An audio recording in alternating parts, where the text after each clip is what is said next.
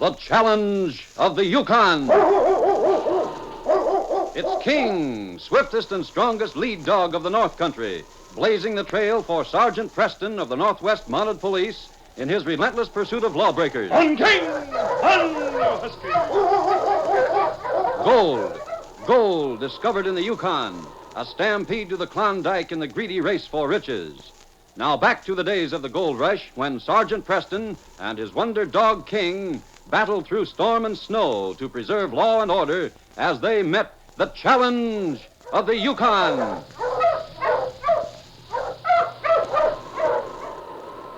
Sergeant Preston, with his dog King at his side, knocked at the door of Jim Crane's cabin on the outskirts of Dawson. The door was opened by young Tommy, Jim's 12-year-old son. Hello, Sergeant Preston. Come in. How are you, King, old fella? How are you, Tommy? Your father here? He'll be here any minute now, I think. He went over to Tim Lacey's to look at some furs. Take your park off and sit down, Sergeant. Thanks, Tom. I came over to have a look at those sled dogs your dad has to sell. They're out in the kennels. Did Dad tell you that Vixen had her pups? Yes. They're about 10 days old now, aren't they? Yeah, and the cutest things you ever saw. Oh? I've got one of them right here in this box. Will King hurt him if I show him to you? Oh, no. King won't hurt a puppy. Come here, King. Down, boy. Oh, look at him, Sergeant. Isn't he a beauty? Oh, I should say so. Let's have a look at you, young fella. Well, he's a good dog. Nice bones and build. His stomach is all swollen up. Guess he ate too much dinner. That reminds me of the last case I was on. Was it that bank robbery? Yes, Tom. I just got back a few days ago. I heard something about it. Gee, Sergeant, what happened? Will you tell me about it? As long as you're going to be waiting for Dad, you'll have time. Why, sure. But you'd better put this little fella back in his box. I think he's sleepy. Guess I'd better. He always gets sleepy after he eats. There you are, Spot. Go to sleep, fella. Gee, Sergeant, I've been waiting to hear about you getting those robbers. You discovered that the bank had been robbed before anybody, didn't you? Yes, I did. But the robbery was evidently planned about a week before. There were two men who arrived in Dawson about that time with the names of Hank Sims and Tim Johnson. They came into the Gold Nugget bar quite often, but didn't mix with the other men very much.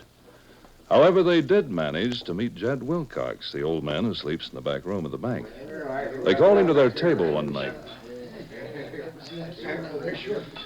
Look over there, Tim. That's the old codger I was telling you about. He don't look very dangerous. You sure he's the one who guards the bank? Pretty sure. He's coming this way. This is as good a time as any to find out. Hello, mister. Oh, howdy. Well, I don't remember seeing you in town before. You strangers? Sit down and get acquainted. I won't be able to stay with you long. I gotta go to work. You don't work at night, do you? Yep, I do. I came up to the Yukon to look for gold, same as everybody else, but my luck ran out on me, I guess. Before I hit any pay dirt, I had a bad accident. I slipped on some ice and injured my back. I was in a pretty bad spot, I can tell you. You the bank clerk? Oh, no. I ain't very good at figures. I just sleep in the back room, watching it at night. That sounds easy enough. Well, it ain't too hard, but it don't pay much. I guess I'm lucky to be working at all, though. Hank and Tim waited almost a week before going ahead with their plan. They bought a good dog team and loaded up with supplies. Then at midnight, one night when it was snowing and cold and the town was quiet, they drove up to the bank. Can you get it open, Tim? Getting locks open is my business. This is nothing. There, it's open. Easy now. You get over and turn that lantern down a little. Someone might see us from the street. I'm going to need a little light to crack that safe. There ain't anybody on the street. We're safe enough. Oh, old Jed is a sound sleeper. Yeah. Oh, you clumsy fool. I couldn't help it. It slipped out of my hand. You woke the old man up. Get over there beside that door. Who's there? Hey, what are you doing? Yeah, that did it. He won't give us any trouble now. Good. I wonder if the old duffer saw me. He didn't get a chance. I got him the minute he stuck his head in. I'll tie him up and gag him. Now, you get back and see what you can do about that safe. We better get out of here fast. I was coming home from a patrol north and got into town early that morning before anybody was up. When I passed the bank, I noticed that the door was open. I stopped the dog team and decided to have a look. Hello, King. Oh, you huskies. Here, King. Come along, fella. Oh, it's funny. There's nobody here. What is it, King? Jed. Wait a minute. I'll get that gag out of your mouth. There. Are you hurt? Thanks, Sergeant. I'm hurt, but not too bad. Good. I'll untie these ropes. There. I've been lying on this floor all night. I'm cold and stiff. I'll help you up, Jed. Now, sit over here near the stove. There's not much fire in it, but I'll poke it up. The bank's been robbed, Sergeant. Tell me about it while I fix this fire. Oh, I got a lump on my head the size of a hen's egg. They hit me with the butt of a gun. Huh? Lucky I got a good thick head. I wouldn't be here to tell you about it. Did you get a look at them at all? Yes, I saw one of them. Huh?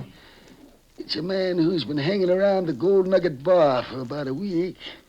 He's a big fella with a scar on his face from his left eye down to his lip. His beard don't cover it. Do you know his name? Well, I heard the bartender call him Hank one night. Maybe he can tell you something about him. I'll check there later. Now, tell me what happened. Well, I sleep in the back room here, you know. Yes? Well, last night I woke up and thought I heard a noise. I keep a lantern burning in here all night, so I got my gun and came to see what was wrong. When I opened the door, I saw this Hank standing in the middle of the room. Just then, something hit me from behind. His partner was probably waiting beside the door when you opened it. I never knew what hit me. When I woke up, I was tied and gagged and couldn't move a muscle. It's a wonder they didn't kill you. This Hank fella didn't know what a good look I got of him, or he probably would have. He just happened to be standing where the lantern light showed up that scar on his face. Well, how much did they take? We had over $50,000 worth of gold in this bank, and they took every bit of it, I suppose. Well, we checked, and the thieves had taken everything they could carry. $50,000 worth of gold in dust and nuggets is a heavy load. It had snowed early that morning, but I remembered seeing rather a fresh trail when I came into town. The tracks were deep, and the snow hadn't quite filled them. I hadn't passed a sled or a team on the way, so they may have heard me coming and hidden. I reported the case to headquarters and asked to be assigned to it. Inspector Grayson gave me my instructions. Oh, Sergeant, I'm sending a man with you on this case. He's Corporal Terry. Just been transferred here from Montreal. You've met him, haven't you? I met him this morning, sir. Jim Terry's a good man, but this is his first trip north. Knowing the North the way you do, Sergeant, I can't think of a better way for him to learn than going on a case with you. Well, thank you, sir. We have a very accurate description of these men who robbed the bank. You can't miss Hank Sims, as he calls himself, with that scar on his face. The man who's with him has 2 fingers missing on his left hand. His name is Tim Johnson. I'm sure they must have left town by the trail that I came in on, sir. That's very possible, Sergeant. I think you and Corporal Terry had better try that direction. Perhaps you can pick up some information at trading posts or from trappers along the way. At least it's a place to start. Remember, they have a heavy load, Sergeant, and won't be able to travel very fast. I was glad to have young Corporal Terry with me. We seldom travel alone at this time of year because the temperature's liable to drop to 50 or 60 below zero. And it's very dangerous to be alone on the trail when that happens. Corporal Terry's initiation to the ways of the North Country wasn't easy. First day we were out, the temperature fell to 65 below zero. So we holed up in the trapper's cabin for a day or two. But the men we were after didn't dare to stop. They had a heavy load on their sled and didn't want to be seen by anybody. Hank Sims and his partner Tim Johnson were mushing along the trail that led along a creek when the temperature dropped. Tim wasn't used to the north. Hank, we gotta stop and build a fire. This cold is eating right into my bones. We can't stop. This ain't the time to go soft. They'll We'll have a Mountie on our trail by this time, sure. But my foot's numb. Keep moving. If you stop, you'll freeze. My foot. Hank, wait. Oh, there. Hank, my foot broke through. It's wet. Oh, you fool. I told you to watch out for spots like that on this creek. I get that boot off right away. Yeah. How can there be water when it's so cold? This creek is fed by springs. The snow and ice freezes over the top, but there's a pool of water under it. I told you to watch out. I'll get a fire belt. Hank, look, my hand, my fingers are numb. I can't open these laces. You should have cut them open. Your hand is frozen. Don't you know you can't take off a mitten in this temperature? Oh, why did I bring you with me, you stupid fool? Hank, my foot, there ain't no feeling in it. I can't walk. By the time I build a fire and get your foot fixed, we'll lose hours of time. Maybe I could ride on the sled. Maybe we could We lighten got it. too big a load now. If you think we're going to drop off supplies so you can ride, you're crazy. But, Hank, my foot's froze solid. It's like a piece of ice. I ain't going to lose time just because you're a fool. I told you to be careful. Hank, don't leave me. I can't walk. Mush, you huskies! Mush! Hank, come back. Don't leave me. Hank! 2 days later, Corporal Terry and I were mushing along that same creek. We weren't at all sure that we were on the trail of the thieves, but I was heading for a trading post where I hoped Hank might have stopped. All of a sudden, King barked up ahead of the team. Oh, you huskies! Something wrong, Sergeant? Yes, Corporal. Look there, beside the creek. You mean that white figure? Looks like a snowman. It's a man covered with snow. Come on. Look out, Terry. Go around that place. That's one of those traps I was telling you about. There's a spring under the ice right there. Forgot to watch where I was going. Yes, King. It's a man, all right. Why, look. He froze to death sitting up. They were fools to try and travel in that low temperature, and they didn't know the country too well. Sergeant, do you think he's one of the men we're after? Yes. Now we know we're on the right trail. Look here, Corporal. His left hand, the one without the mitten. 2 fingers are missing. But the other one, the other man, Hank, why didn't he take him on a sled or something? Well, you see this foot? Has ice all over it, like an icy boot. Tim probably stepped into a hole, and Hank didn't want to waste any precious time saving him. But to leave him like this, to freeze. And now we know what kind of a man we're after. But he's left a clear trail in the snow. Yeah, but look. It's beginning to snow. Big flakes, too. This trail will be covered in less than an hour. Or at least we know what territory he's in, Sergeant. We covered Tim's body with branches and went on. The temperature was higher, but the snowfall was very heavy, and we lost a lot of time breaking the trail. Complete darkness had fallen when we were about 5 miles past the trading post, and I headed for the lights of the Cranston cabin. The Cranstons were friends of mine. The Cranstons will put us up tonight, Corporal. They're a nice family. You'll like them. A family, you say? You mean a wife, maybe children? Yes, a little girl. Her name's Jane, and she's about 10 years old. Why would a man bring a wife and child way out here in the wilderness? Jim makes a good living trapping in winter, and he takes a lot of gold out of the creek in summer. He'll have enough to retire soon and go back to civilization. Oh, they must have heard us coming. There's Jim now. Who is it? It's Preston, Jim. Looking. Oh, you huskies! Well, Sergeant, I'm sure glad to see you. This is Corporal Terry, Jim Cranston. Hey, hello, Corporal. Could you put us up for the night? I sure can. Good. Molly has supper ready, too. Come on in. I'll take care of the dog, Sergeant. You go on in. Well, thanks, Corporal. Give them a lot of food. They've had a tough day. I'll take King in with me. Come on, boy.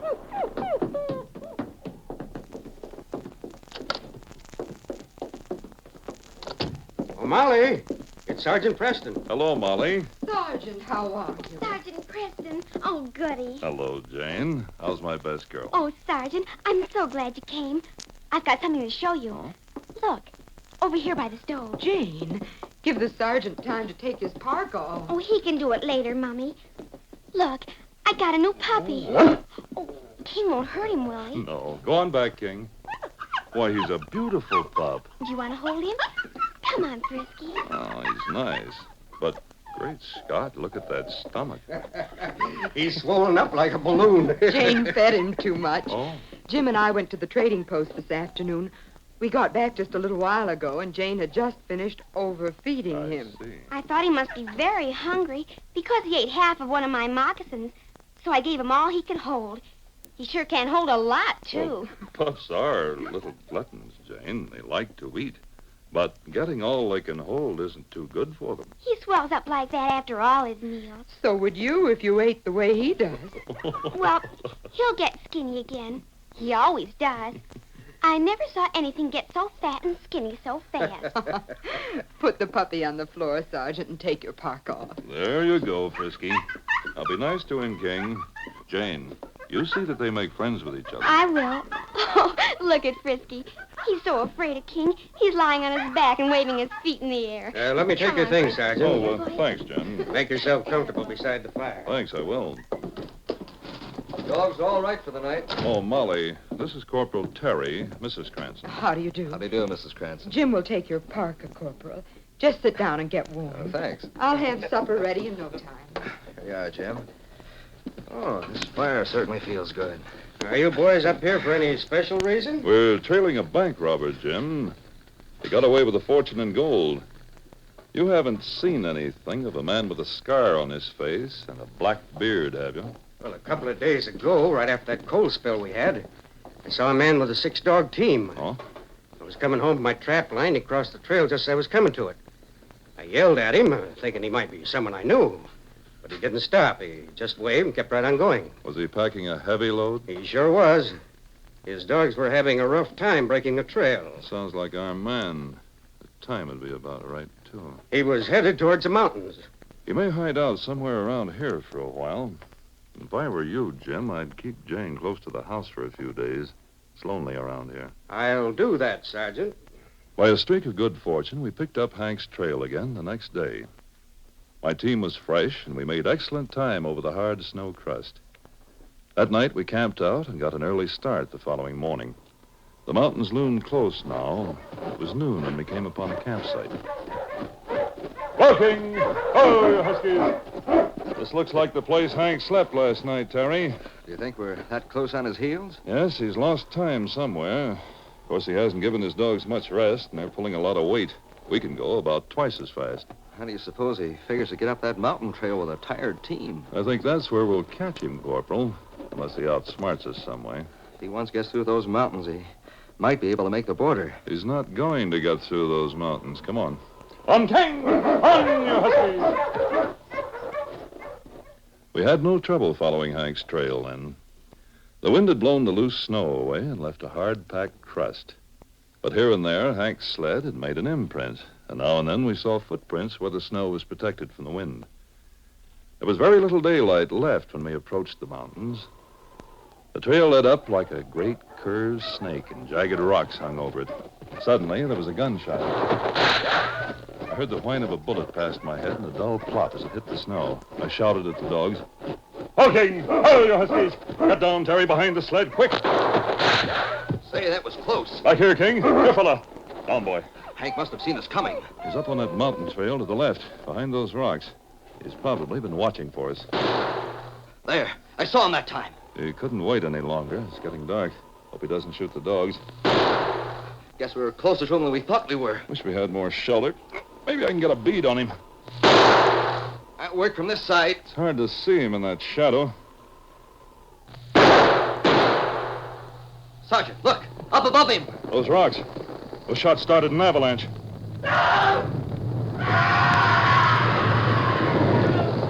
We're all right. We're not in this path.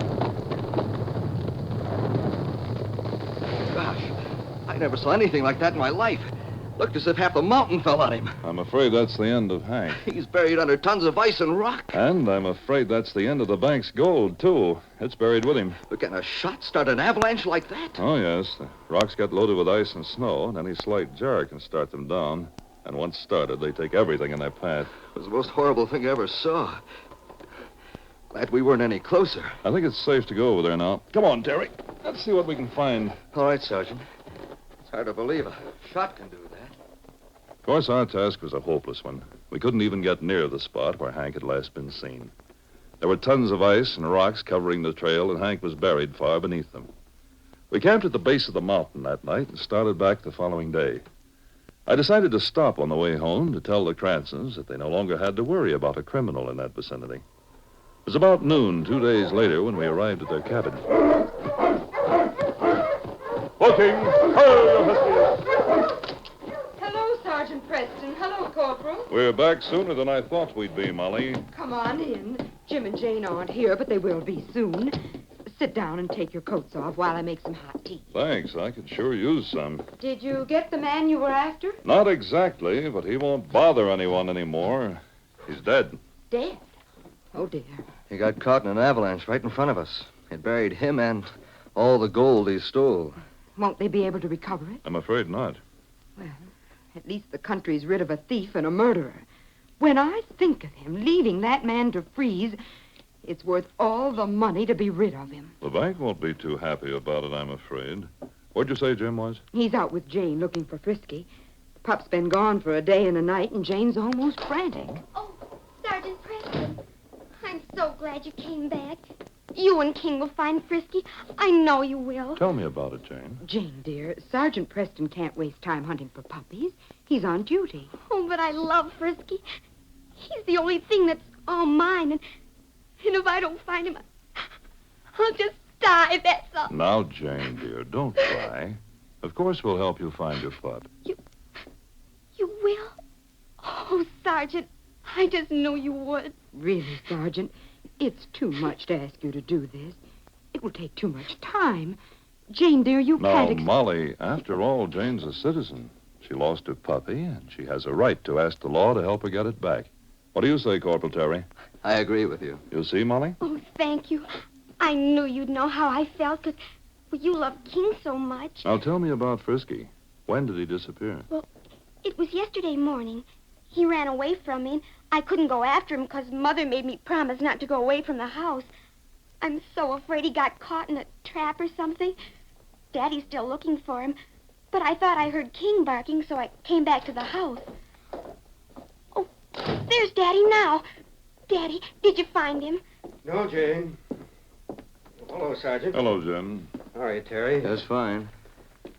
Did you lose track of the robbery you were chasing? No, we got him, but I'd better tell you about it later, Jim. Sergeant Preston, Corporal Terry are going to help us find Frisky. Well, I'm afraid it's hopeless, Jane. I've looked pretty thoroughly. Didn't he leave any tracks? Well, there were some leading away from the cabin where the snow was loose, but they end over here a ways. The snow crust is hard, the wind blew the loose snow away. He was so light, he didn't leave any tracks on the crust. Well, at least you know what direction he took. Well, he was a strong pup. I'm afraid he wandered a long way off. Maybe got caught in a trap, or Wolf may have got him. Oh, Daddy, no. Sergeant Preston. Now, don't worry, Jane. Maybe King can help us find him. Oh, King knows him. They got to be good friends when you stayed here that night. Well, this is too much to ask of you, Sergeant. You lose too much time. After being on a manhunt, this seems rather foolish. Not at all, Jim. Frisky means more to Jane than that gold does to the bank. I know how I'd feel if King were missing. Oh, can we start looking right now? Well, first of all, we have to let King know what we're looking for, dear. Have you anything here that smells like Frisky so that King can get the scent? Oh, dear.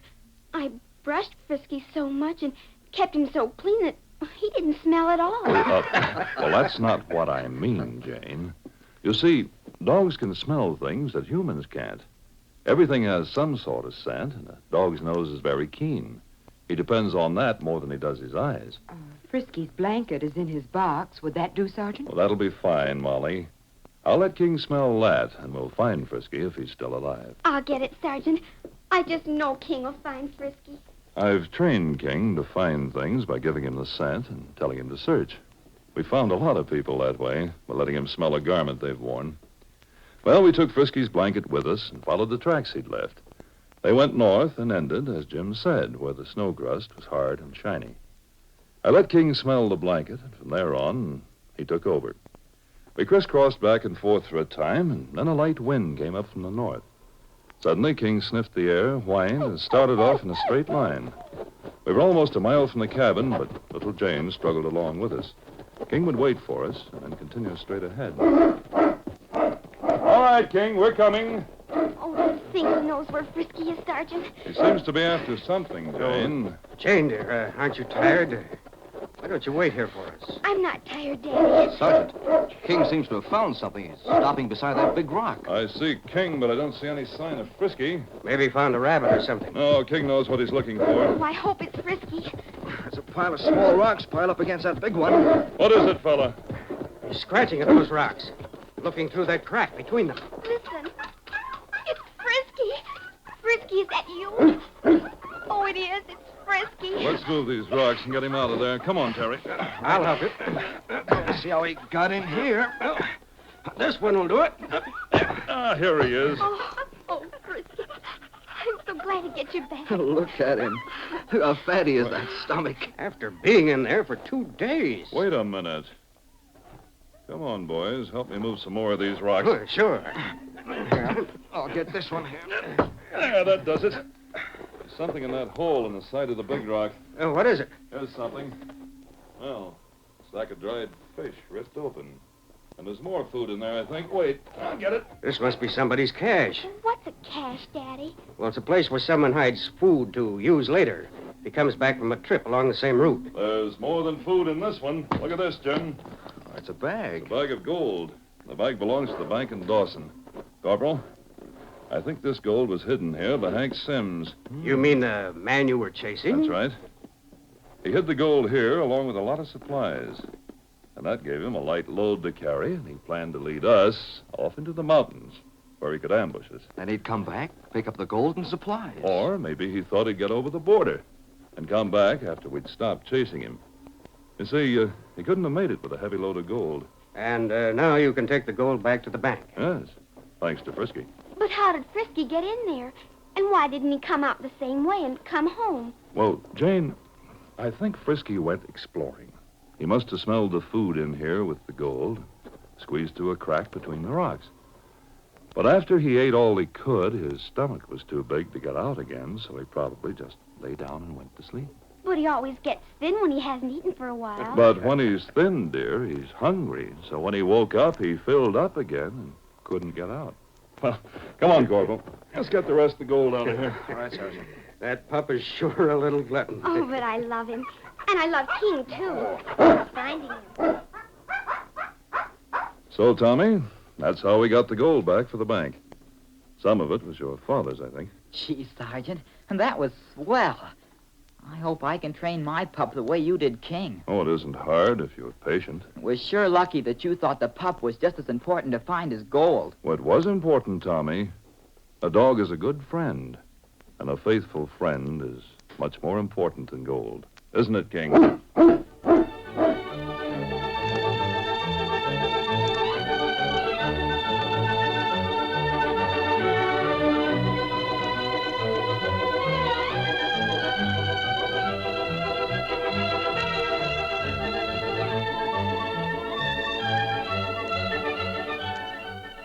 The Challenge of the Yukon, a copyrighted feature, is brought to you each week at this time, and all characters, names, and incidents used are fictitious.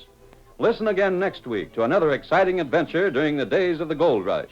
L. Prow speaking. This program came to you from Detroit. Eavesdropping can be excused. That is, if it's done by way of the Candid Microphone, a new and different show that we bring you every Sunday night over most of these ABC stations. This novel experiment in radio uses no actors and no scripts. You hear nothing but the honest reactions of citizens in all walks of life to various everyday questions and situations. As the candid camera catches people off guard and reveals them in unposed photographs, so a candid microphone brings conversations of people to the air in unrehearsed scenes from everyday life. And that's exactly what is done on Candid Microphone.